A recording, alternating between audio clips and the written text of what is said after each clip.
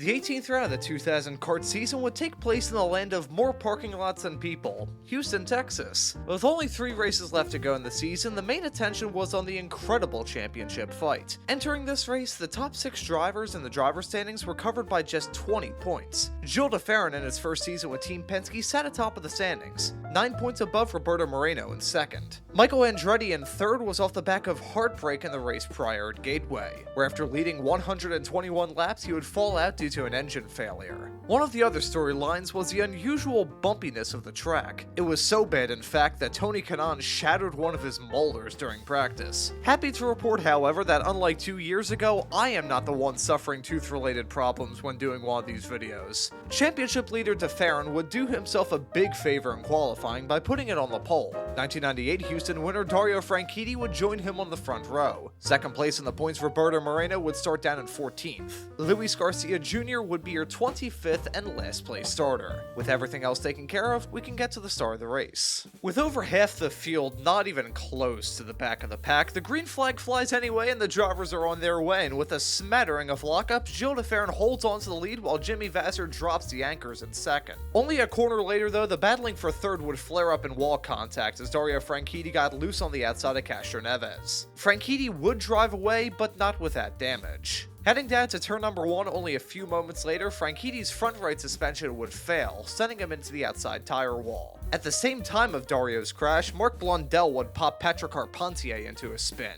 with Carpentier tagging the concrete wall. The first full course caution of the race would come out as a result. On lap 7, the race would get back rolling with de Ferran still at the front, but we wouldn't be rolling for long. Coming out of turn number 2, Max Papis would be dead in the water with some sort of drivetrain issue. Mimo Gidley right behind had nowhere to go as Papis ground to a halt, hitting the back of him and popping up onto Papis's right rear. With the cars mounted on top of one another like a scene you'd see in a National Geographic documentary, the yellow would come back out. Once the cars were unstuck together, Gidley would rejoin the race while Papis was unable to get restarted and would retire as a result. Under this yellow, we'd start to see teams think of the strategy and actually come down pit lane for a quick slash and dash. On lap 13, the race would once again go back to green, and this time we would stay green.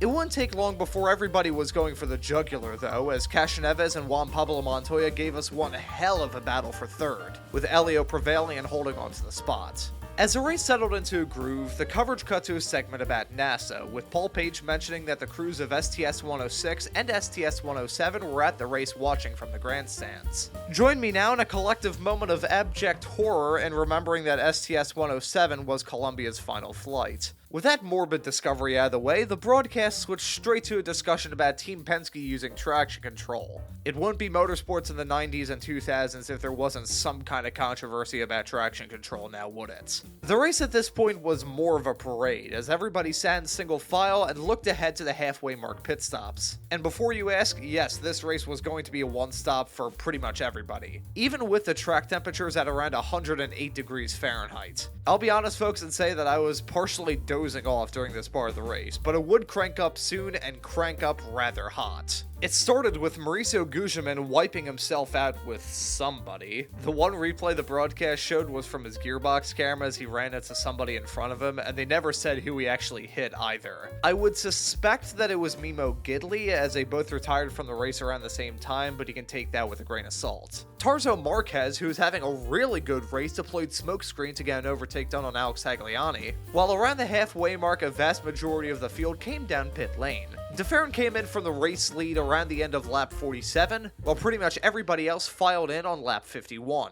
During the latter series of pit stops, Paul Tracy and Elio Castro Neves were side by side on pit exit, with Tracy muscling his way out in front. One lap later, Jimmy Vasser came in from the lead himself, giving it back to de Ferran. Vasser would actually find himself in third following the pit stops, as Roberto Moreno on the alternate 2-stop strategy was slotted in second. Moreno was hoping for a yellow before the end of the race, as he still had to pit again, and that right there is exactly what he would get. Cristiano D'Amato would overcook it heading down to turn number 4, hitting the wall and bringing out the third yellow of the race. During this yellow, Michael Andretti would stall it on pit lane and get it back rolling, Patrick Carpentier would retire from the race with a misfire, and Roberto Moreno came down pit lane from second.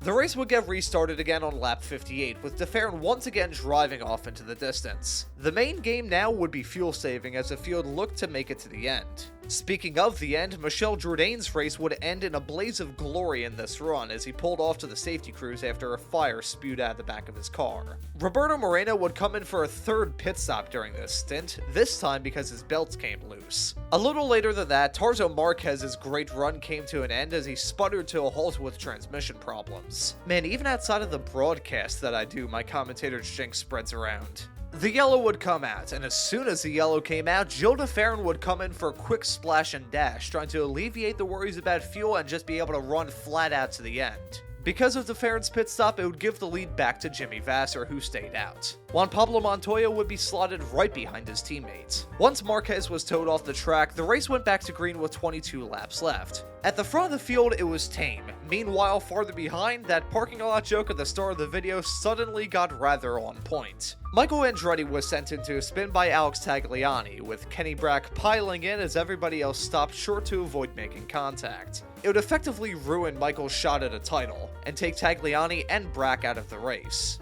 The race would once again be restarted on lap 84, and as much as the broadcast was hyping up Vasser and his fuel-saving game, he began to drive away.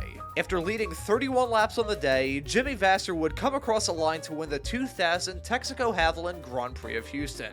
His first win since the season finale in 1998 and the 9th of his career. Juan Pablo Montoya would finish in second, with Gilles de Ferran rounding out your podium in third. I will be entirely honest and say that this race was a bit of a snoozer. There were no on-track passes for the lead for the entire race, and all the battling a little bit farther behind was fewer and far between. Really, I think the most memorable part of this race was the Pappas and Gidley incident right towards the start. Apart from that, however, I don't really have much else to say, so I think I'm going to leave it at that. Thank you all for watching, and have a great afternoon.